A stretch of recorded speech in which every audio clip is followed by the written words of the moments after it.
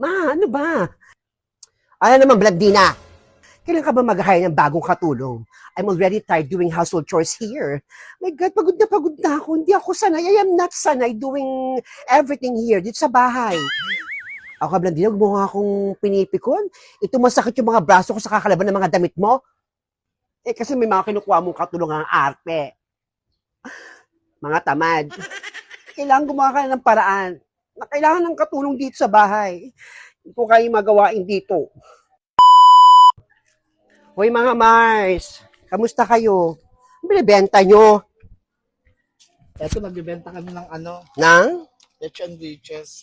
Para sa makipailang kulay at ay magiging pink siya. Bumili ka Talaga na. parang gusto ko. Nasisikip ang kipaila mo dito. Kaya wala nga akong pera. Paano ko maging yung kulay ate kung kipi, magiging pink. Wala nga akong pera. Kailangan ko ng trabaho. Tama-tama. Yung kilala kong agency, naghanap mo ng katulong, punta ka. Ito address oh. Yan, puntahan mo yan. O, totoo ba to? Please, totoo yan. Totoo Samahan mo yan. ko. Sigurado yan. Samahan mo Oo, ko. sige, sasamahan kita. Baka may magagawin ka pa. Wala.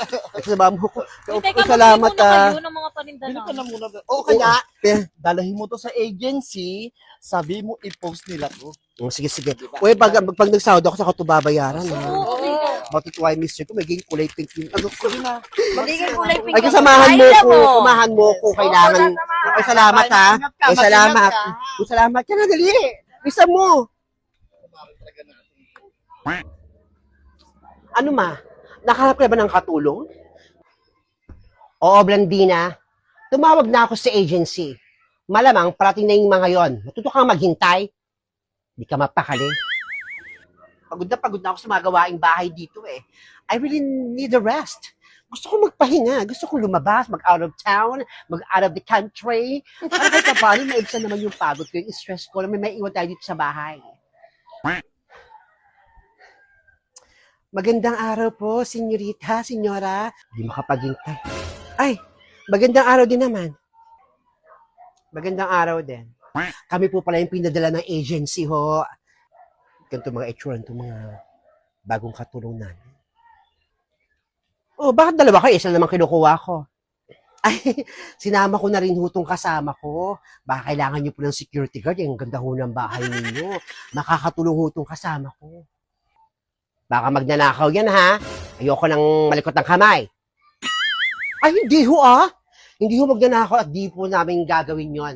Marami na ho kaming mga napasukang mga kabahayan, pero never naman po kami gumawa ng krimen. Nakita niyo ba yung mga pangalan namin sa dyaryo? Ni wala nga ho. Sige, tanggap na rin yan. Para tagapagbantay dito sa bahay pag aalis kami. Naku, salamat, madam. Naku, pasok ka na. Pasok ka na. Thank you, madam. Mukhang maganda yung bahay. Kailangan makita muna natin kung saan mga nakatago yung mga alahas nila. O, para malaman natin paano nanakaw. Basta ako na bahala. Sisilibutin ko itong bahay. O, ba't nandiyan pa kayo? Umpisa na kayo, mag-isa kayo sa baba. Linisan yung CR, lahat. Maglaba. Opo, madam, punta na po kami sa baba para mag-asikaso na po kami. Tara na. Bye-bye, madam. Ma, kinakabahan naman ako sa mga bagong katulong natin at tinanggap mo pa yung kasama nung katulong natin. Ano naman Blandina ang pagsasabi mo? Mukhang di gagawa ng maganda eh. Kinakabahan ako eh. Baka pagising natin, limas na yung mga gamit natin dito, putol na mga leeg natin. Nakakakaba naman ng mga itsura nun. Yan na naman tayo eh. Tamang hinala ka na naman eh. Sinasabi ko lang, iba yung pakiramdam ko eh. Alam mo, last ng katulong nila ibigay ng agency. Di ba napansin? Parang nagbubulungan pa. At tumigil-tigil ka nga Blandina sa mga pagsasabi mo. Ewan ko sa iba, sabi lang naman ako. Tama na opinion, wag ka na magbigay ng opinion. Tama na, pagod na ako. Wag na ako makinig sa'yo. Diyan ka na. Gusto mo lang magpahinga. Mas mabuti pa nga magpahinga.